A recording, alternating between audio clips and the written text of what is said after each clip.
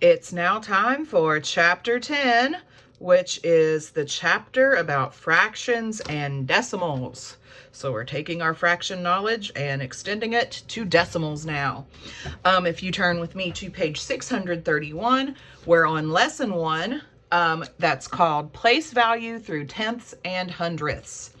If you look right below that, there is a vocabulary word, and that vocabulary word is decimal. It says a decimal is a number that uses place value and a decimal point to show part of a whole. So we're going to go on to our first example, and it says Kendra has $1, 3 dimes, and 5 pennies. Model this amount using a place value chart, and they give us one over here. So it says, I know that $1 is equal to how many cents? 100. $1 is equal to 100 cents. $1 is one whole, so write a 1 in the ones place. Okay, so we have one whole dollar, so in the ones place, I'm going to put a 1. 1 dime is one of 10 equal parts of a dollar. 1 of 10 equal parts is 1/10. Okay, so 1 dime is 1/10 or 1/10 of a dollar. Kendra has how many dimes? If I look up here, she has 3 dimes. So we need to write a 3 in the tenths place. Okay. 1 penny is one of 100 equal parts of a dollar. 1 of 100 equal parts is 1/100th. So 1 penny is 1/100th or 1/100 of a dollar. Kendra has how many pennies? If I look up here, she has 5 pennies. Write a 5 in the hundredths place. The decimal that represents the amount of money Kendra has in dollars is 1.35 or $1.35, or you could say it as 1 35/100ths of a dollar. Moving on to the next example. You can use models to represent decimals. For example, this is 1 whole. If I divide that 1 whole into tenths, 1 strip is worth 1/10 or 0.1. If I divide that 1 whole into hundredths, 1 square is 1/100th or 0.01. So I'm going to complete the place value chart that represents the fraction of the grid that is shaded at the right. There are blank squares shaded out of a total of how many squares? So if I look at this, okay, if I think about these strips, how many's in each strip? There are 10 in each of those strips, okay? And then there are 2 extra, okay? So how many squares do I have shaded in? 10, 20, 30, 40, 41, 42. So I have 42 squares shaded in out of a total of, how many is in this whole thing, like we talked about up here? 100 squares. Okay. In words, I would say that this is 42 hundredths, because if I think about fractions, as I have always said, fractions are like part over whole. Okay. So how many is in my part here? 42. And how many is in the whole? 100. So I would read that as 42 hundredths.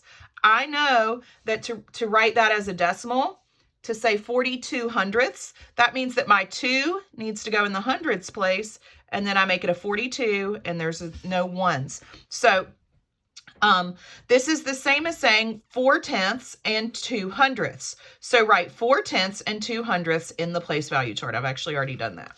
Okay, so you always think about part over whole, and if there's 100 in the whole, that's going to help you to write it as a decimal.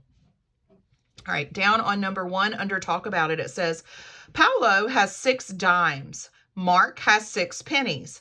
How many times greater is the value of 6 dimes than 6 pennies? So let's think about this. 6 pennies is worth 6 cents, right? 6 dimes is worth 60 cents. What do I have to multiply that 6 by to get 60? I have to multiply it by 10 to get 60. So how many times greater is the value of 6 dimes than 6 pennies? It's 10 times greater. Okay, and I know that because 60 is 10 times as much as 6, or 6 times 10 equals 60.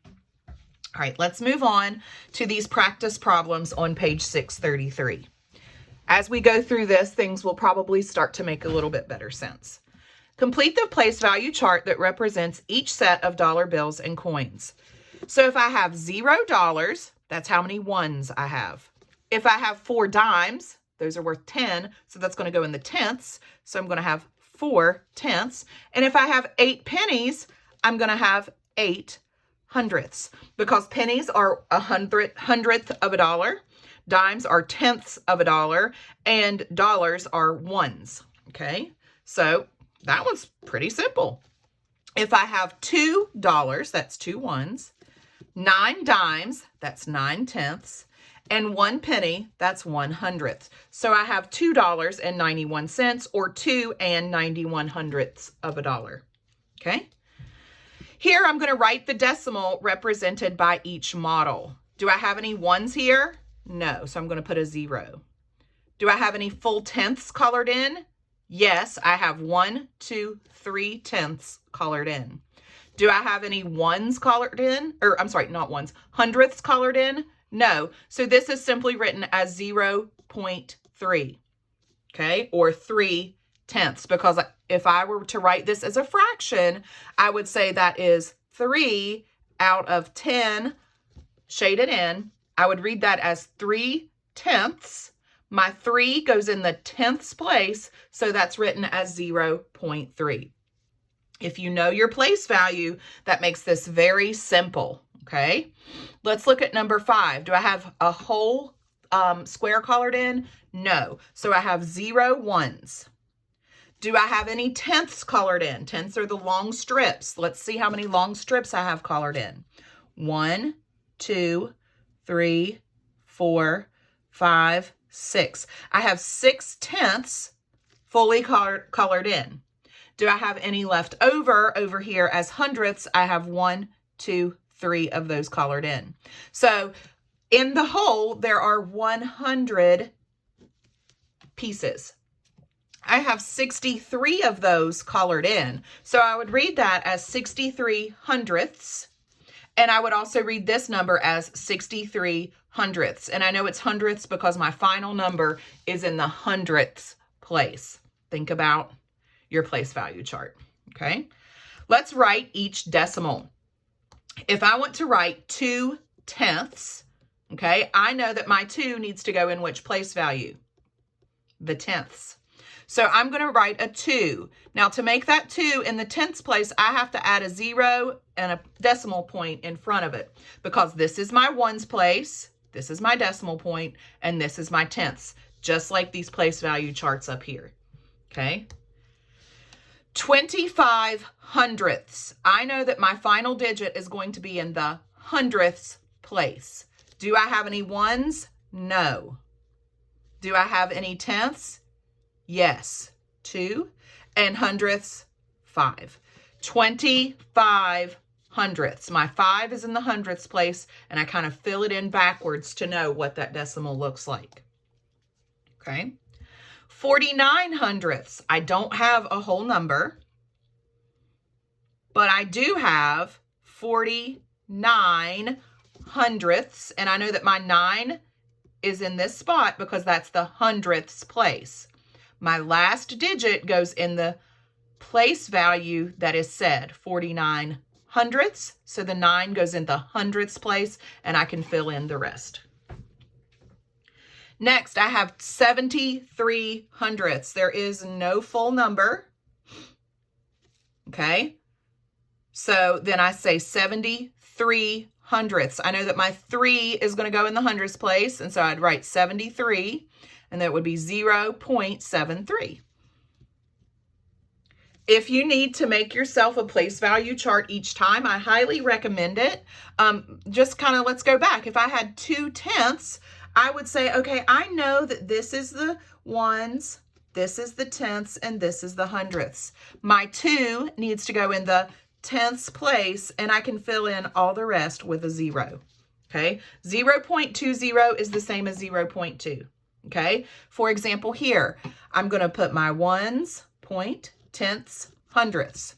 I need 25 hundredths. I know that my 5 is going to go in the hundredths place, and then I need to make that a 25, and then I fill in the rest with a 0.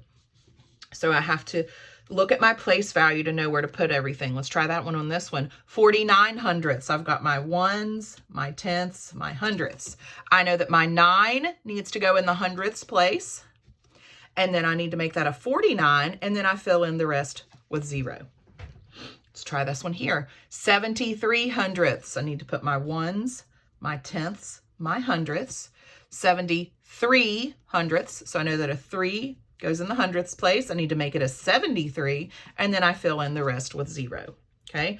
So whichever way that you need to do it, you know, do what's best for you. If you can just see it and know what to write, go ahead. But if you need to put the place value, I highly recommend it. It makes it a little bit easier. All right, number 10, I have to shade each model to represent each decimal. Well, this 7 is in which place value? If I were to put this up here, I would have 0.7, okay? My 7 is in the tenths place, so that means I need to color in 7/10 or 7 out of 10 of the equal areas. So that shows me that I'm going to color in 1, 2, 3, 4, 5, 6, 7. So that's what your shaded model should look like. 7 out of 10, because 7/10 is 7 out of 10, or 7/10. Okay, so that's what it should look like. All right, number 11, this is divided into how many equal areas? 100, okay? And 0.51 or 0 and 51 hundredths means how many of those little tiny squares do I have to color in? 51, okay? Well, what number's in my tenths place? 5. So I know that I need to color in 5 full strips. So 1, 2, 3, 4, 5. And then how many extra little ones or hundredths do I need to color in? Just 1. So that's what 51 hundredths looks like. If I wrote that as a fraction, it would be 51 over 100. That means 51 out of 100 in the whole should be colored in. Okay. Now on number 12, it says circle the greater decimal in exercises 10 and 11. So I want to know which one of these is greater. If I were looking at this and I didn't know what I was talking about, I'd say, oh, 51 is greater than 7. But if you look at it, which one has the most colored in? 7/10 has the most colored in. And that goes back to saying 0.70 is the same as 0.7. So if I divided this into hundredths, 70 of those would be colored in, whereas only 51 of these are colored in. Okay, so if I have a decimal that has a number in the tenths place and the hundredths place, and I need to compare it to a number that only has a number in the tenths place, I can add a 0 to the hundredths place, and it will let me know that 70 is actually greater than 51. So this is my greater decimal. Okay. All right. So that's it on that page. Again, if you have any questions, please go back, rewatch it, make sure you fully understand before moving on. All right, let's do the back page. We only have 4 questions to do. It shouldn't take us long. All right, number 13. A flower has 10 petals. During a storm, 5 of the petals fell off. Write a decimal to show what part of the petals is left. What I want to do is I want to think about this as a fraction first. What part of the petals fell off out of how many total? Okay, 5 fell off out of 10 total. Okay, I want to show what's left. Well, good thing for me, what's left is also what fell off. So 5/10.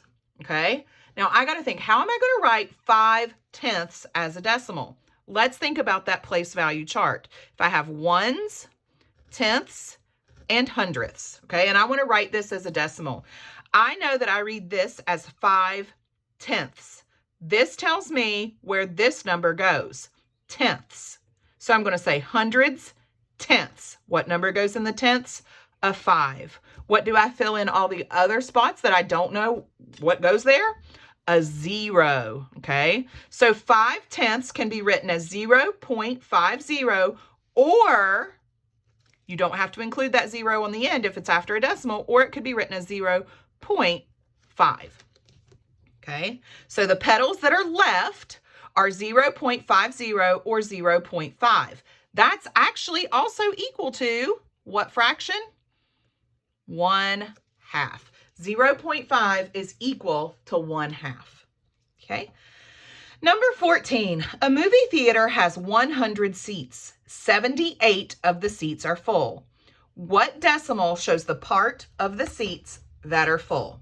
Well, I want to do this just like I did the last one. I want to think of it as a fraction first, okay? What part of the seats are full? 78 out of how many in the whole? 100. So I would read that decimal as 78/100ths. So now I'm going to write out my place value. Ones, tenths, hundredths.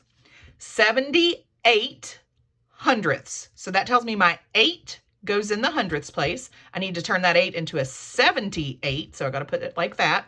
And then I fill in what I don't know with a 0. So 78/100ths as a fraction is the same as 0.78 as a decimal. 78/100ths. Okay, number 15. Write a real world problem that results in an answer of 58/100ths. Okay, I'm not going to go through that one with you because it's up to you to make up your own problem. Use these as examples. Okay. Number 16 says, how can I relate decimals to a place value chart? Think of the place value chart. Remember how I have showed you. Ones, tenths, hundredths, okay? So just as I've shown you on every one of these problems, 78/100ths, okay? I take the last digit I say and I place it in the place value that I say. So 78/100ths means that my 8 goes in the hundredths. I have to make sure that I have 78, and then I fill in what I don't know with a 0. And I can do that on any of the examples that we did, and I actually showed you that on all of these. Okay, so what I want you to do now is do the homework page, okay? You've got some explanation up here. You've got the pages that we did together to help you.